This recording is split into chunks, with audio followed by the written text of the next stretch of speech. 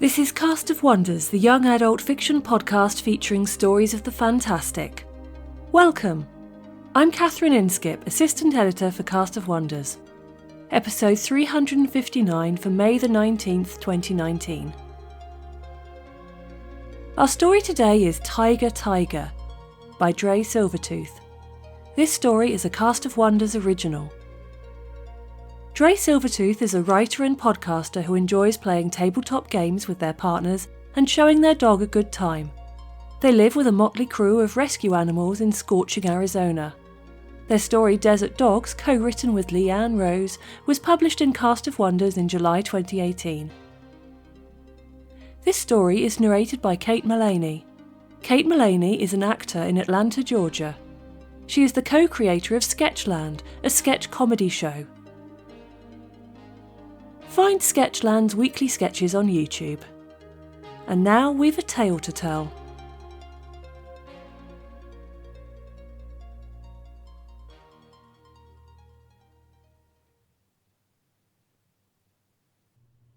Tiger Tiger by Dre Silvertooth. Narrated by Kate Mullaney. Echo had always thought that when the world ended, she'd either be running with a motley band of survivors or instantly vaporized. Not a single book, show, or movie had prepared her for being apocalypse adjacent. In the tropical Asia building, protected by thick glass walls and a ventilation system designed to keep air warm in the winter and sticky in the summer, she hid with her animals. Warty pigs snuffled through the decorative undergrowth, a Siamang family sung like sirens in the canopy overhead, and the Malayan tapir and small-clawed otters had taken residence around the cement-bottomed stream that wound through the exhibit. There was still no sign of the sloth bear or the orangutans. Echo wondered if, while she'd been lying face down in the public restroom fighting for consciousness, they might have been evacuated. Echo had not felt the bomb when it dropped 20 miles away. She had not seen the mushroom cloud or been close enough to hear the screams as glass shattered, paint peeled off the walls, and skin sizzled like Icarus too close to the sun. The zoo where she worked during the day to support her distant Broadway dreams was just far enough from Ground Zero for Armageddon to saunter over slowly. Under a drizzle of black, poisoned rain, people had streamed for the nearest exits. Someone brought a truck around to evacuate the pandas, an international treasure. But Echo was not rare and expensive, and no one had come looking for her. She'd choked on the air outside for the first moments of chaos, then spent the next 3 days vomiting in the abandoned bathroom the staff had used to shelter the flamingos during last year's hurricane, wondering if this was what DNA damage and rapid cellular degradation felt like. It was not unlike a truly spectacular hangover. With that in mind, as soon as the vomiting eased up, she'd pounded 3 disgusting bottles of oral electrolyte and shakily consumed a box of power bars. Then, she looked outside. The world beyond the Asian wing had transformed into a blur of dark ash.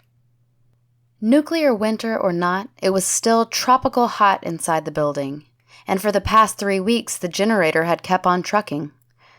The freezer kept the animals' food cold, the ventilation kept the soot out, and Echo, having no idea what else to do, kept the enclosures clean. Before the world ended, Echo had worn red lipstick and sleek dresses to her community theater performances like armor. No matter how many times she stood before a crowd, it never got less invigorating or less terrifying. Now she performed in a discarded, ratty button-up, which hung so long it brushed her thighs. Her keeper's uniform had been sprinkled with ash during the first few minutes of fallout, and in a snap decision, she'd stripped down and thrown the whole thing outside before sealing up the wing. She wondered if she would have been better served running.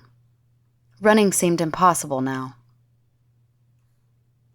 "Tiger, tiger, burning bright," Echo said, holding the key around her neck and projecting her voice as if she were speaking to a crowd instead of into a single lush enclosure.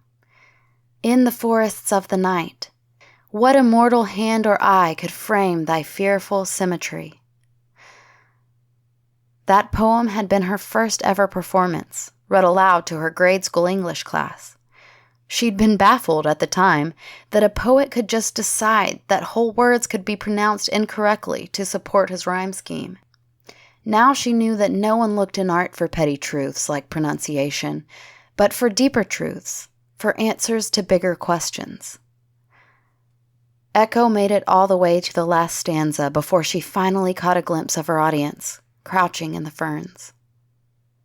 While the other cage doors hung open, their inhabitants evacuated or set loose by departing staff to fend for themselves, Dakshia's remained firmly locked. Dakshia was a Sumatran tiger, though her name was Bengali. When she first arrived, an immature female of the smallest tiger species, no one was worried. Security was minimal, until the day the previous handler had lost a pint of blood and several fingers. The tiger enclosure had been fortified ever since. Security tripled, and no one made jokes about her size anymore. Presently, Dakshia's great golden eyes gazed out from the foliage, unblinking over the sharp white of her teeth. It was a familiar sight that reminded Echo deep in her bones that her ancestors had been prey to greater things, huddled around campfires, afraid of the dark, and that with the trappings of civilization stripped away, she was no better off.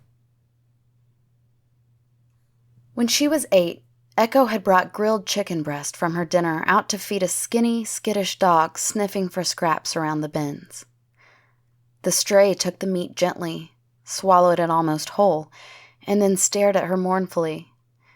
When she reached out to pet its great matted head, to run her fingers along its grizzled muzzle, the dog bit her and ran. There is no such thing as kindness for kindness' sake, her mother had sighed, pressing the bedspread in tight around Echo that night. Echo's hand was bandaged and aching, and she'd gone to bed hungry. There'd been no chicken left for her.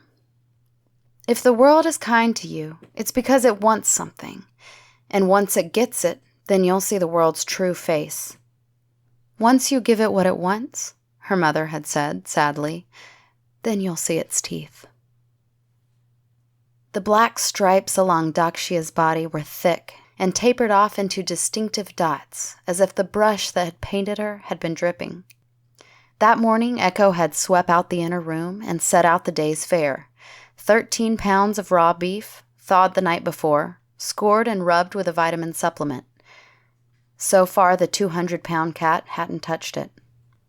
She was watching the siamangs in the trees above, and the guinea fowl as they skittered foolishly close to the bars of her cage. Echo sat in the 6-foot gap between the tiger enclosure and the labeled rail that screamed in bold letters, "Do not climb, do not pass, do not approach." From this distance, she could see water droplets on Dakshia's eyelashes, could almost make out the fine muscles around her claws flexing and pressing them into the earth. The tiger turned her gaze from the apes above to the human that sat, bare legs crossed, watching her pace. There was a fine line between altruism and insanity, and Echo had never been particularly good at finding it. She didn't need to wonder who would survive the longest once supplies ran out, once the generator gave out. She didn't need to ask who was best equipped for a life in the hellish wasteland outside. She'd seen the photos of Chernobyl, inhospitable to man but flourishing and alive with animals. She'd seen the night vision footage of leopards in India, hunting imperceptibly in the cityscape, able to survive on one meal for weeks. She knew what it meant to have choked on the ash of the nuclear bomb, and that her own days were numbered. That morning, Echo had cracked open the door to the dark, unknown world outside the Tropical Asia building and watched several of the animals slip into a different sort of jungle. She wished them the best, hoping that she had the courage to follow as the generator started to sputter and the darkness that had taken the outside world began to descend. "Tiger, tiger, burning bright in the forests of the night," Echo said softly. Dakshia, who so rarely looked at visitors but always looked at her, watched her steadily through brilliant eyes. The soot had begun to darken the white fringe at the tiger's cheeks, to coat the fine hairs at her ears. What immortal hand or eye could frame thy fearful symmetry? She knew it was wrong to leave something so magnificent to starve, just as she knew it was important not to run, not to shout, not to turn her back on Dakshya. She knew it was vital not to look like prey. This would be her most difficult role yet. To play a woman in a world of ash and teeth, in a world fallen who was not afraid. She pushed her key into the lock and wondered in the softest, most childlike part of her heart if maybe they couldn't walk out into the night together. Echo took a deep breath and set the tiger free.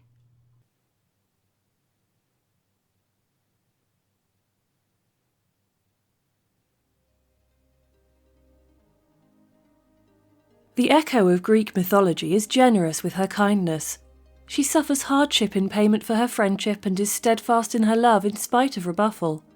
She loses her language and her songs in some myths, but never gives up on her heart.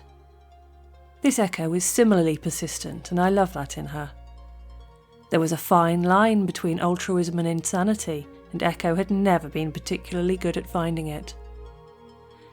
The thing is, sometimes the world just stops making sense anymore, and there's nothing we can do to fix it. At that point, that line between altruism and insanity no longer matters. You can be kind and merciful. You can be brave. To lose hope is not hopeless, not when you can still see beauty and joy and immortality. Not when you're standing tall, and beside you is a tiger. Join us again next week. We love bringing you the best audio fiction week after week, but we can't do it without your support. Your donations pay our authors, our narrators, our servers and our staff. Please consider supporting us with a monthly donation through either PayPal or Patreon. You can also review us on iTunes, request us on Spotify, and consider the stories we publish for award consideration. There are lots of ways you can help. Join the discussion on the EA forum, forum.escapeartists.net, or visit on Twitter at Cast of Wonders. Come say hello. Cast of Wonders is a production of Escape Artists Incorporated and is brought to you by our editor and host Marguerite Kenner, assistant editors Alexis Goebel and Catherine Inskip, associate editors Tonya Bespalko, Amy Brennan, Alicia Caparasso, Trace Fontil, William Haight Minor, Andrew K. Ho, Sean Proctor, Ray O, Susie Rodriguez, Carissa Sluss, Emma Smales and Chris Tang. Our audio producer is Jeremy Carter, and our community manager is Danny Daly. Our episodes are released under the Creative Commons Attribution Non-Commercial No Derivatives 4.0 International License. That means you can download or listen to the episode on any device you like, but you can't change it or sell it. Our theme music, Appeal to Heavens, is by Alexei Nov and available from Promo DJ or his Facebook page. Thank you for listening.